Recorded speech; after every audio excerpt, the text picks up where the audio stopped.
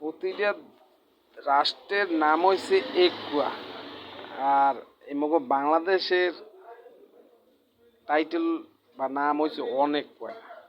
জানেন আপনারা? কমু কই দিক।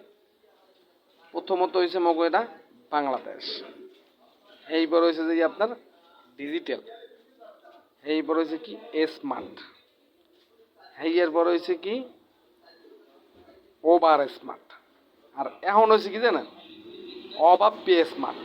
অভাব কে কইলাম জানেন? আপনার তো জানার কথা ভাই, আপনাকে জানার কথা। এই দেশে ঠিক আছে অভাব শুরু হয়ে গেছে, মানুষের অর্থনীতি যদি নাই থাকে তো অভাব লাগবে না, লাগবে কি কলেরা?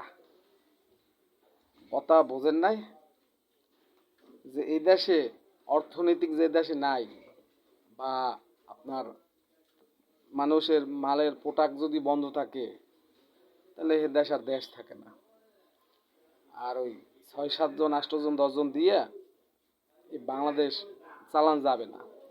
এই বাংলাদেশ চালাইতে হইলে রাজনৈতিক পলিটিকের লোক লাগবে, ওই 2-5 জন দিয়ে চালান যাইবে না। আমাদের একজন নাইলে শিক্ষিত বেশি, আর যে লোকগুলো আছে এগো মেধা এ কিন্তু ভাই এটা বাংলাদেশের মোরা এখন মানুষের দ্বারা একটা জোকার হিসেবে ধরে মানুষ, বুঝলেন? এটা এখন আমি বলি, এখন আপনারা আমার জামল্লাহে বলতে পারেন, সমস্যা নাই। কেননা এখন আর ওই মরারও ভয় নাই আর জেলে যাওয়ারও ভয় নাই, কেননা মোরা চোরও না শেষরও না। সত্য কথা বললে যাবো এই কথা। এই দেশ যদি সুস্থ মতো রাখতে হয় রাজনৈতিক পলিটিকের হাতে ছাড়তে হবে, এই হচ্ছে এক। দ্বিতীয়ত অর্থনৈতিক এইটারে সুন্দরভাবে পরিচালনা করতে হবে। দ্বিতীয় নাম্বারে যে আমাদের বাংলাদেশের মধ্যে যেন 3rd পার্সন কোনো ব্যক্তি আসিয়া যেন সে তার প্রভাব না খাটাইতে পারে, এটা আমাদের বাঙালি হিসেবে সবাই দায়িত্ব। সবাই এইটারে ব্রেন্ড রাখতে হইবে যে আমাদের বাংলাদেশে অন্য কোনো রাষ্ট্রের লোক আইসে যেন প্রভাব না খাটাইতে পারে, হেলে কিন্তু আমরা শেষ। এমনি বিশ্বাস করেন এখন যে অবস্থায় আছি, এসে কি মনে হয় যেন করোনার সময়, করোনা তো সবাই মনে আছে, এটা তো কেউ বলেন না, করোনার সময় ভালো ছিলাম, আইন ক্যাম্প ছিল, আর নাইলেও কোনো আইন খয়রাত পাইতাম, বুঝলেন?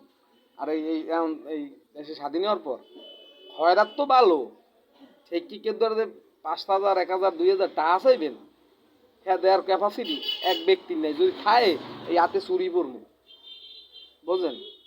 আজগো কমইলেও একবারে 2 মাস দোকানে কোনো বেচা কিনে নাই।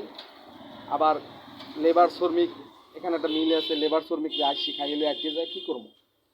ও কাম কাজ নেই, খাওয়ান লাগবে, কিছু করার নাই। কিন্তু আর পারি না, আর পারি না রে ভাই।